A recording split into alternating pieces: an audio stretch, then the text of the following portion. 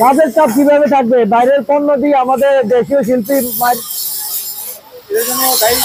সরকার, আমাদের সরকার দেয় বাইরের প্রোডাক্ট থেকে বাংলাদেশে লাইসেন্স দিচ্ছে, তারা ব্যবসা করতেছে, তাদের বন্ধ করে দিলে তো আমাদের দেশীয় শিল্পীরা আগের মতো জাগ্রত হচ্ছে।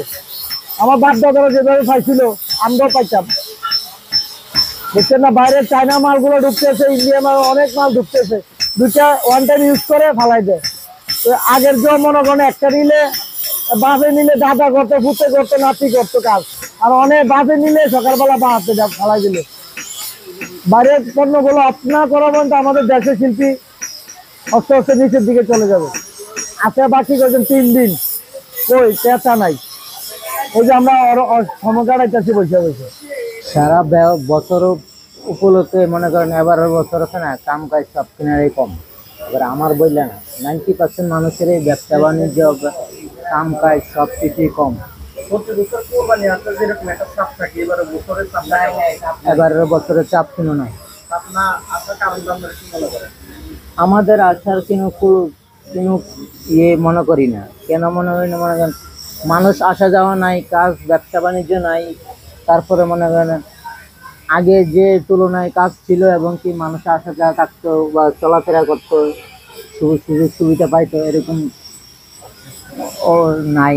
90% মানুষের মনে করেন ব্যবসা বাণিজ্য, আসা যাওয়া। তারপরে মনে করেন আগে যে বাজারে গরু বাজার উঠতো, গরু উঠতো, এরকম গরু আসা যাওয়া নাই।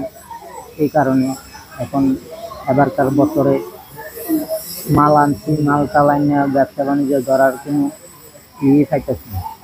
এই সময় আমাদের হাউসফুল বেচা কিনে থাকার কথা, কিন্তু অন্যান্য বারের তুলনায় এবার খুবই কম, ক্রেতার সংখ্যা খুবই কম। আমরা যতটুকু আশা করছিলাম তার অর্ধেকও ফল পাচ্ছি না।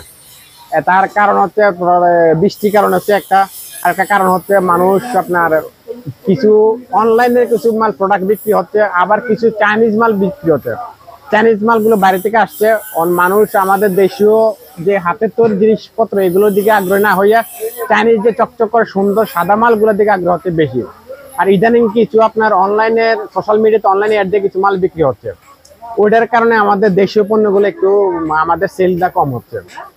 তো যার কারণে আমাদের অন্য বছর তুলনায় এবার আশানুরূপ যে ফলটা আমি সেটা পাচ্ছি না, আমাদের ক্রেতার সংখ্যা খুবই কম অন্যান্য বছরের তুলনায়। তাছাড়া বৃষ্টিটা এবার একটু ক্ষতি করছে। আর বাইরে যে প্রোডাক্টগুলো ঢুকতেছে, আমাদের দেশের জনগণ বা সরকার যদি ওটার প্রতি একটু নজর দেয়, তার কারণে আমাদের যাতে দেশীয় পণ্যগুলো যাতে রক্ষা হয়, আমাদের কারিগররা যাতে আপনার হাতে মানে হাতের যে কাজগুলা এগুলা হাতের কাজ করে যাতে চলতে পারে, সেই জন্য যদি একটু নজর দেয় আমার মনে একটু ভালো হয়।